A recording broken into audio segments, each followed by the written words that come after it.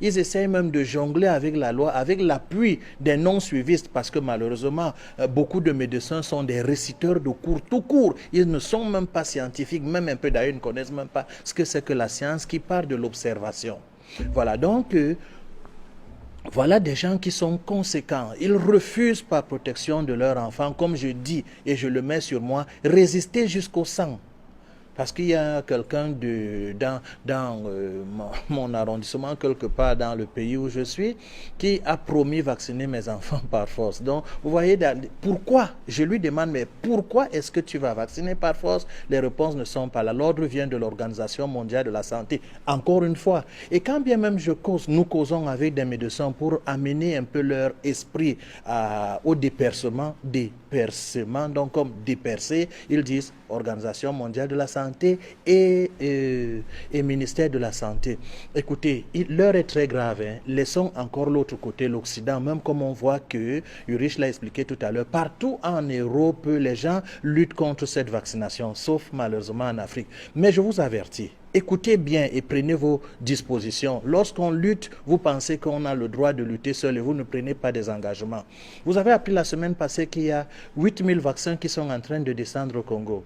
D'informations sur les protocoles qui régissent les périodes d'épidémie ne sont pas respectés.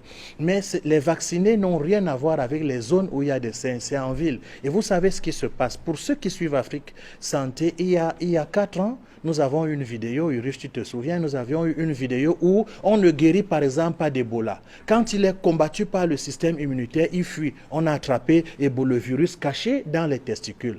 Quand ces gens sont vaccinés, ils deviennent des incubateurs. Donc dans 10 ou 15 ans, on aura une autre épidémie d'Ebola. C'est-à-dire, eux, ils seront immunisés, mais Ebola atténué sera en eux. Et en pissant sur la route, ils pourront créer une épidémie. Il faut voir, les médecins ne veulent pas se réveiller et c'est comme ça qu'on nous tue. Ils disent qu'il ne faut pas trahir la science. Voilà la vraie trahison de la science, ne pas réfléchir, ne pas observer. Je vous avertis.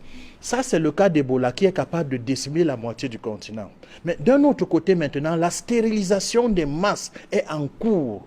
Il faut qu'on nous explique, que les scientifiques africains s'assoient pour voir si nous sommes des inventeurs ou bien des créateurs de problèmes. Nous attirons votre attention avec des vidéos parce que ce ne sont pas seulement nos déclarations. Et nous sommes même très très modestes parce que je ne fais qu'arrêter ma gorge là pour ne pas bombarder ce qui est digne d'être bombardé, mais en attirant juste votre attention par les blancs eux-mêmes qui dénoncent ces choses. Méfiez-vous, ne vaccinez pas.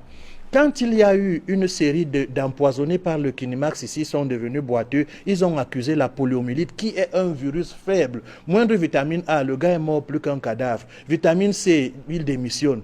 Au lieu qu'on s'accroche sur l'alimentation, on fabrique des vaccins contre quelle poliomyélite? Il n'y a pas eu de poliomyélite en Afrique.